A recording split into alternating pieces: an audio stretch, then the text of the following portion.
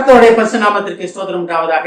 இன்றைய ஜீவ வார்த்தை நிகழ்ச்சியை கேட்டுக்கொண்டிருக்கும் அனைவரையும் கர்த்தருடைய பரிசுத்த நாமத்தினால் வாழ்த்துகிறேன், ஆசீர்வதிக்கிறேன். இன்றைய தின தியானத்திற்கு தேவன் கொடுத்த வேத பகுதி அது ஆகாய் தீர்க்கதரிசி என்ற புஸ்தகம் 2ஆம் அதிகாரம் 5ஆம் வசனம். ஆகாய் 2:5 அதன் பின்பகுதி. நான் உங்களுடைய உடன்படிக்கை பண்ணின வார்த்தையின்படியே என் ஆவியானவரும் உங்கள் நடுவிலே நிலை கொண்டிருப்பார், பயப்படாதேயுங்கள். இன்றைய தினம் கர்த்தர் உங்களை நோக்கி சொல்கிற ஒரு வார்த்தை, பயப்படாதேயுங்கள், பயப்படாதிருங்கள். ஏன் பயப்படாதீர்கள்ன்றாரா? கம்ஃபர்டர், ஆறுதல், தேர்தல் அளிக்கும் ஆவியானவர் உங்கள் நடுவிலே உங்களுடனே வாசம் பண்ணி கொண்டிருக்கிறார். அதனால அவர் என்ன சொல்றாரு? பயப்படாதீங்க. தேவ ஆவியானவர் உங்களோட வாசம் பண்ணுவதை எப்படி நீங்க தெரிந்து கொள்வது? தேவ ஆவியானவர் வாசம் பண்ணுவதை தெரிந்து கொள்ள வேண்டிய பொறுப்பு நம்மிடத்தில் கொடுக்கப்பட்டிருக்கிறது. ஆவியானவர் நம்மளுடனே இருக்கிறார். பரிசுத்த ஆவியானவர் அபிஷேகம் உங்கள் அனைவர் மேலும் இருக்கிறது.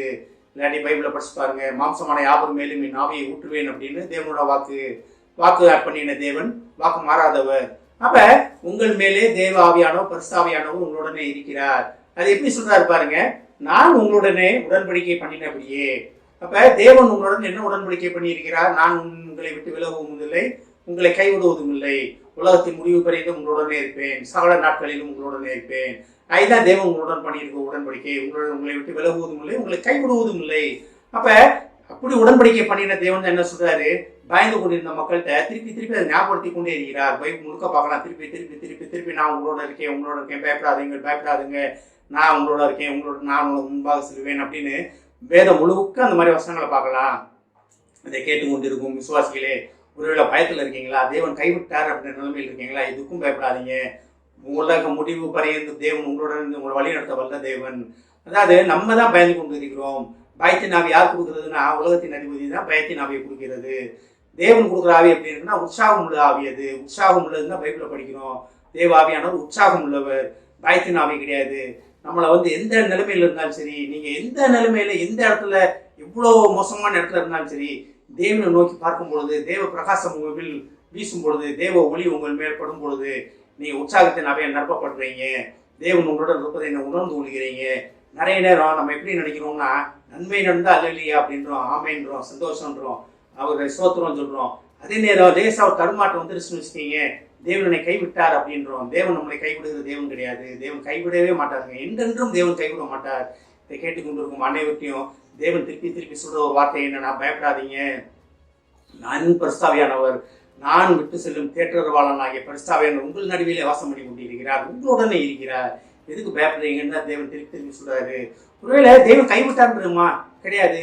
ஒருவேளை தேவ சித்தத்தை அறிந்து கொள்ளாமல் நம்ம சுழற்சியில் நடக்கும் போதுதான் நம்மளுக்கு அந்த தடங்கள் பிரச்சனைகள்லாம் வருது. ஆனா தேவனுடைய சித்தத்தை அறிந்து கொண்டு அதன்படி நடக்கும் போது நம்ம வாழ்க்கையில் எங்கேயுமே பயமே கிடையாது, எங்கேயுமே தடங்கள் கிடையாது, எங்கேயுமே பிரச்சனை கிடையாது, எங்கேயும் தோல்வி கிடையாது.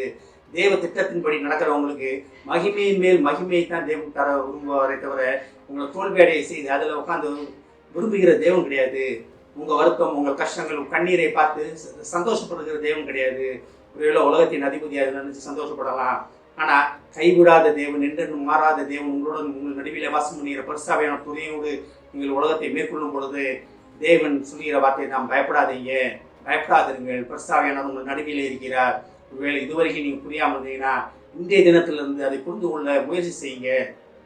ஆவியானவரே, நீங்க என்ன நடுவில் இருப்பதை, நீங்க எங்க மத்தியில் இருப்பதை, நீங்க எங்க வாய் மூலமா பேச ஆசைப்படுவதை, நீங்க என்னை வழி நடத்துவதற்கு ஆசைப்படுவதை நான் உணர்ந்து கொள்ள வேண்டும் ஆண்டவரே. அதை நான் எப்படி உணர்ந்து கொள்வேன்ட்டு அவர்கிட்டயே கேளுங்க. அவர் உங்களை கரம் பிடித்து நடத்த வல்ல தேவன். எது வேணா அவர்கிட்ட கேட்கலாம், என்ன வேணா கேட்கலாம், என்ன வேணா கேட்டாலும் அதுக்கு தேவன் உங்களுக்கு பதில் தர வல்லவராக இருக்கிறார். தேவ சித்தத்தின்படி கேளுங்க. ஆனா அதுல ஒரு காரியம் இருக்கு, தேவ சித்தத்தின்படி கேளுங்க. தேவன் உங்களை வழிநடத்த வல்லவர். ஆனால் தான் சொல்றாரு பாருங்க, என் ஆவியானவர், நான் உங்களோட உடன்படிக்கை பண்ணின வார்த்தைகளின்படியே என் ஆவியானவர் உங்கள் நடுவிலே வாசம் நிலை கொண்டிருப்பார். பயப்படாதீங்க, உங்கள் நடுவிலே வாசம் பண்ணி கொண்டிருக்கிறார், உங்கள் நடுவிலே நிலை கொண்டிருக்கிறார். நிலை கொள்வதுன்னா என்ன? விட்டு பிரியாதுதான் நிலை கொள்வதுன்னு அர்த்தம். அப்போ உங்களை விட்டு பிரிந்து போகிற தேவன் கிடையாது. நீங்க தான் அவர் ஆவியானவர் விட்டு பிரிந்து வந்து விடுகிறோம். இன்றைய தினத்தில் ஒரு முடிவு கொடுப்போம். ஆவியானவரே, நீர் எங்கள் மத்தியிலே வாசம் முழுவதை நான் உணர்ந்து உண்டு, அதன்படி நான் நடக்க எனக்கு உதவி செய்ய மாட்டவர். காயத்தின் ஆவியை இடத்தில் நிறுத்தப்பட்டதற்காக நன்றி ஆண்டவரேன்னு தேவன் நோக்கி கேட்போம். ஆவியானவர் உங்களுக்கு உதவுவதற்காக நல்லவராக இருக்கிறார், காத்துக் கொண்டிருக்கிறார். நாம் ஜெபிப்போம். எங்களை அதிகமான பரலோக பிதாவே, கர்த்தாவே, இந்த வேலைக்கான நன்றி ஆண்டவரே. நீர் எங்களுடன் பண்ணின உடன்படிக்கை பர்சாவையினர் எங்கள் நடுவிலே இருப்பார் என்பதை அறிந்து கொண்டோம் ஆண்டவரே. ஏஸ்தாபனே, எப்பேற்பட்ட ஒரு உடன்படிக்கை எங்களோடு செய்திருக்கிறேன் என்பதை உணர்ந்து நன்றி சொல்கிறோம் ஆண்டவரே. பயப்படாமல் தகப்பன உற்சாகத்தின் ஆவியாளர்களை நிரப்பியதற்கான நன்றி ஆண்டவரே. நீர் எங்களுடன் பண்ணின உடன்படிக்கை என்றென்றும் மாறாது என்பதை நாங்கள் அறிவோம் ஆண்டவரே. இதை கேட்டுக்கொண்டு ஒவ்வொருவரையும் ஆசீர்வதிக்கிறோம் அப்பா.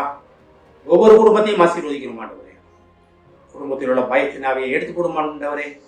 இன்றைய தினம் என்ன நடக்குமோ, நாளைய தினம் என்ன நடக்குமோ, பிள்ளைகளுக்கு என்ன நடக்குமோ, கணவன் மனைவிக்குள்ள பெற்றோர்களுக்குள்ளே என்ன நடக்குமோ, எனக்கு இவ்வளோ கடன்கள் இருக்கிறது, இவ்வளோ பிரச்சனைகள் இருக்கிறது என்று பயந்து கொண்டிருக்கும் அனைவரையும் தகப்பனே பரிசுத்தாவியானவரை நீர் உற்சாகத்தினாலே வழிநடத்துவோம்ப்பா.